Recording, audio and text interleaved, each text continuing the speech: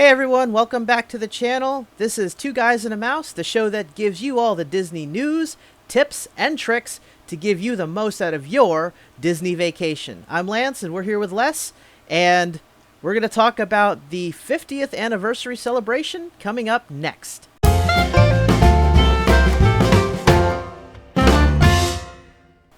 Hey guys, welcome back to the channel. I'm Lance, I'm here with Les, and we're Two Guys and a Mouse. And we are going to discuss the 50th anniversary celebration down at Walt Disney World Resort in Orlando, Florida. Now, the 50th anniversary celebration starts on October 1st, 2021. And what that means is they're going to have a whole bunch of special things. The whole celebration runs not just the month of October, but it's going to actually run through April 1st, 2023. So it's an 18-month-long celebration, and it is going to be awesome. It's going to celebrate the entire 50-year history of the Walt Disney World Resort in Florida, and that all started with the Magic Kingdom. Now, if you're familiar with Disney and you're familiar with the Magic Kingdom, the thing that people know and recognize the most is the fireworks over the castle. Now, in the months leading up to the 50th anniversary celebration, I believe it started in July, the fireworks show at the end of the night used to be called Happily Ever After. Now that has been replaced as of July 1st or 4th, 2021, with a show called Disney Enchantment. And it's got fireworks, it's got an immersive projection on top of the castle. They painted the castle rose gold, I believe, for the 50th anniversary celebration. So lots of good stuff. Les, you want to talk about some of the other things that are happening down at the Magic Kingdom and Walt Disney World for the 50th starting October 1st? Sure. So they got a few things going on, and so one of the things that's coming up, and a lot of people have been waiting for, is what they call the Disney Fad 50 character collection. So basically, what it is it's 50 miniature statues that are cast in gold. They're going to be displayed across all four of the theme parks, not just Magic Kingdom, but across all four parks. So you can be on the lookout if you're going to be there during the celebration for these sculptures of your beloved characters. So as an example, at Magic Kingdom, you're going to see your favorites, including Mickey, Minnie, Donald, Daisy, Goofy, and Pluto and Chip and Dale. So that's one of the things that's going on special for the celebration. Something that a lot of people are waiting for is the merchandise, right? So if you're really into buying like the new clothing or the new pins, all that type of stuff, they've got a whole big collection of merchandise coming out. So the highlights on some of that is basically they're going to have 5 unique collections that are inspired by this 50th anniversary celebration. 3 of these collections, they're saying, are going to be released on October 1st when the celebration officially starts. Those 3 collections are the Celebration Collection, which is features a wide variety of items that provide guests with everything they'll need to basically remember the anniversary. The Disney Castle Collection, which is going to have some merchandise that obviously has the silhouette or pictures of the castle itself. And then the 3rd collection that's coming out on the 1st is going to be the Vault Collection. And so that's going to harken back to the colors and the styles of when the parks first opened. So think retro when you think of the Vault Collection. So older images of Mickey and the characters, stuff like that, older colors that maybe you don't see anymore. Later in October, the 4th collection is called the Iridescent Collection, which is stylish items showcasing the festive themes and colors that they have for the celebration. And then the last one is going to be called the Luxe Logo Collection. So this is more of what they're referring to as high-end or upscale kind of fashion pulling from Mickey's color palette. So that's cool. Those are the 5 anniversary celebration merchandise collections coming out. And then the Beacons of Magic. So the Beacons of Magic, the way they're describing this is in each of the parks, they're going to have their own visually projected adornments and accompanying rendition of The Magic is Calling, which is an original song that they created for the celebration.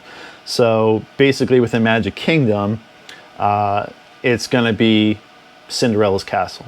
So, and then it just came out this week that the Gold Monorail, Cool. which goes around the lagoon there at Magic Kingdom and Contemporary Polynesian Grand Floridian Resort, the Gold Monorail has been wrapped in a special, just like you have a car wrap, this is a wrap that they put around segments of the monorail. That's all like 50th anniversary celebration images. So those are the highlights of basically what's coming up and what you can expect after the first. That's pretty cool. So I guess, with the 50th anniversary, wow, I can't believe it's been 50 years since Walt Disney World first opened. And I guess let's talk a little bit about that. Let's talk a little bit about, 1971, October 1st, the Walt Disney World Resort officially opened with the opening of the Magic Kingdom, right? And I guess let's talk a little bit about the early days and how it came to be. I know that in 1951, no, 55, 51 or 55. I'll annotate it, somewhere over here, but I'll annotate it. But Disney opened up Disneyland in California, and it was very popular, and he was into it. So he wanted to pretty much do a Disneyland east of the Mississippi. Now, when he decided on Florida, because he had a couple of different places in mind, one of them was Florida. I think there was another place he was looking at, maybe in Virginia or something like that. But he decided that, number one, he wanted to control not only where the parks and the resorts sat, but he wanted to control all the land around that, because of what he saw from Disneyland in Anaheim is once he opened up the park and it gained in popularity, people were opening up businesses right surrounding the park, and he wanted to be able to control all of that with the traffic and everything like that. So he worked in secret and created a bunch of dummy companies, one of them being called WED Enterprises. That's WED Enterprises, stands for Walter Elias Disney. A bunch of dummy companies to basically buy up all this swampland in Central Florida. It was something like 30,500 acres. It's bigger than Manhattan that Disney purchased. And he worked in secret, number one, so that he didn't want people to find out about it and start jacking up the price, because as soon as people found out there was a Disney name attached to it, they were going to jack the prices up. So number one. And number two, he didn't want any competitors or competition, again, buying up the land around where the parks were going to be, so that he could control the space around it, right? So initially it was called the Florida Project. It actually wasn't named Walt Disney World until much later, and we'll get into that in a little bit. But originally it was called the Florida Project, and when he started buying up land, the media caught wind of it, and around, I want to say, October 1965, there was so many rumors and everything's going around. They had to officially announce it. So with the governor of Florida and Walt Disney held a press conference, and they pretty much confirmed that, yep, they're building a Disneyland, and I'm doing quotes, a Disneyland east of the Mississippi in Florida. Now, in order for Disney to go ahead, and here's just a little bit of trivia for you, in order for Disney to go ahead and proceed with the project and not really get tied up with a bunch of bureaucratic red tape, the actual land that Walt Disney sits on was zoned the Reedy Creek Improvement District. And what that is that's the actual governing body that runs the land that sits that Walt Disney World sits on. And they are a legit municipality where they have a fire department, they have a city council, all the stuff that you need to be incorporated as a city. Reedy Creek Improvement District, And it basically allows the Walt Disney Company to be able to do some of the things that they want to be able to do without having to pass it through a lot of legislation. So that's why they have the Reedy Creek Improvement District. So if you're ever down at the park and you notice the fire company and stuff like that, just kind of pay attention to that. It'll say Reedy Creek, the Reedy Creek something something, right? So, but I guess Les, Disney never got to see his dream come to fruition, did he? He did not, unfortunately. So he had this grand vision of what he wanted it to be, and unfortunately, as everybody knows, he passed away from lung cancer. So he passed away on December 15th of 1966. His original vision was basically not what we see today, in essence, at Magic Kingdom, but he had this, it was a planned community concept, and it was called the Experimental Prototype Community of Tomorrow, or EPCOT. So yes, there is an EPCOT, and that is obviously one of the parks at Walt Disney World, but the EPCOT that we know and we love today is not the EPCOT that Walt had planned. So his vision was basically that this EPCOT, in his mind, was going to serve as a testing ground for new urban innovations. He almost wanted it to be like a self-sustaining city, and where you would live there, you would work there, you would play there. He had visions of like bringing in these giant corporations and businesses that existed within the U.S. and have them basically sponsor different areas, and then people would live and work and play there. But unfortunately, that didn't happen. So, because of his passing, Walt Disney, as a company, decided not to pursue his vision. And what happened was his brother Roy Disney basically took over. So Roy was going to retire, and he basically decided not to retire so he could oversee the construction of what was called Phase 1. So that was basically what became of Magic Kingdom and the resorts that first opened back when this all happened in 1971. So construction actually began in 1967, and then fast forward to 1971 when the Magic Kingdom Park and the resorts opened. So October 1st, which is where the 50th anniversary celebration starting on October 1st comes to play, because it was October 1st, 1971. So Magic Kingdom opened, the park itself, the Polynesian Village Resort opened, and then the Contemporary, right, Lance? Yep, the Contemporary opened. And here, interesting little tidbit about the Contemporary Resort and the opening. Everything was so tight up to the opening on October 1st that the Walt Disney Company at the time had to call an all hands on deck to get everything ready for opening day, October 1st. And I'm talking all hands, not just the boots on the ground. People from the janitor to the execs were on the site getting everything ready, rolling sod. They brought in truckloads of sod the night prior, like literally hours before the park opened. Just trucks were just pouring onto the property filled with sod, because they had they had planted nothing. So they brought all this sod in on trucks and laid it out, and they had execs, and half of them didn't even have time to prepare.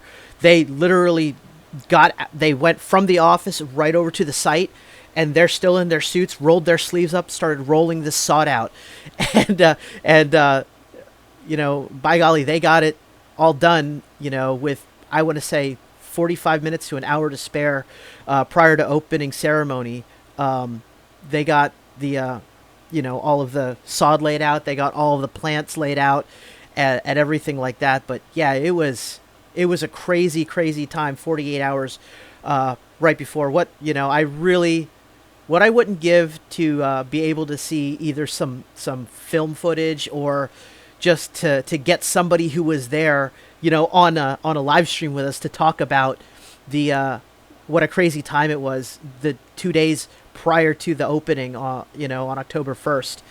But yeah, so I mean, that's Yeah, it must have been a sight to see. Oh my gosh, yeah, totally.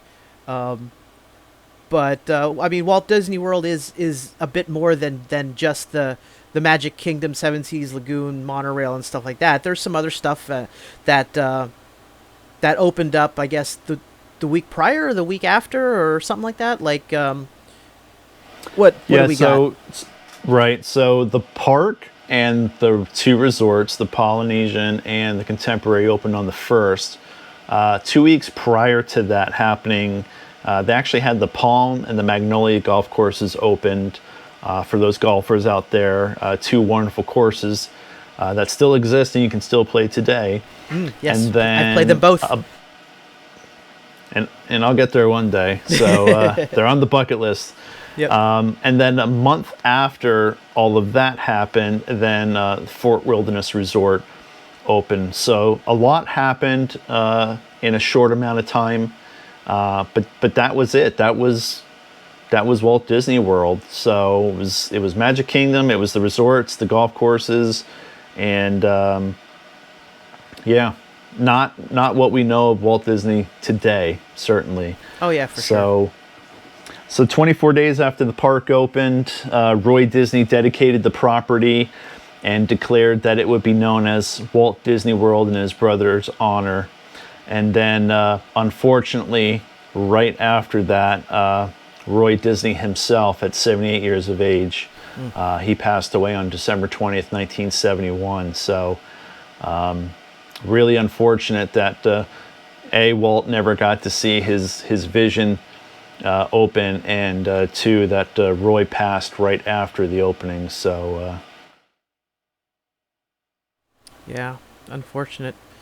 But if it wasn't for Roy and Walt, you know, we wouldn't have the Walt Disney World Resort that we have today. And, you know, very different back in 1971 than we have today.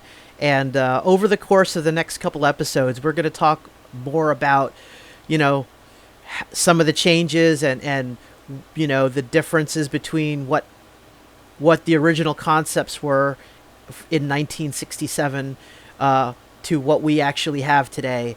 And I guess, you know, what we'll leave you with is just a little bit of, you know, 50 years ago in 1971, the park admission is not what it is today.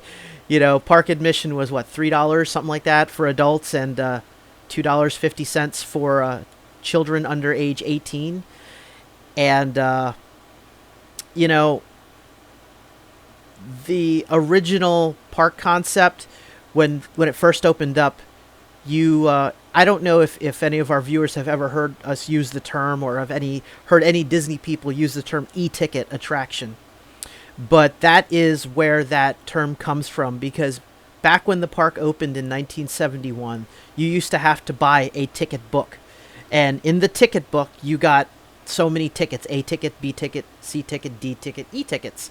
And the E ticket, you got, I believe it was like 1 or 2 E tickets, maybe 3, that you could use to ride these, you know, premium rides. And yeah, that's what it was. But we will talk a little bit more about that in a future episode. But guys, that's it for now. If you like the video, please hit the like button and share it with your friends. It really helps out the channel. And also, if you wouldn't mind, if you haven't done so already, please subscribe to the channel and turn notifications on so that you know whenever we release new content. Alright guys, well, my name is Lance. I'm here with Les. Again, we're 2 guys and a mouse. We thank you for joining us today, and we'll see you in the next episode. Thanks for watching. see you, everybody.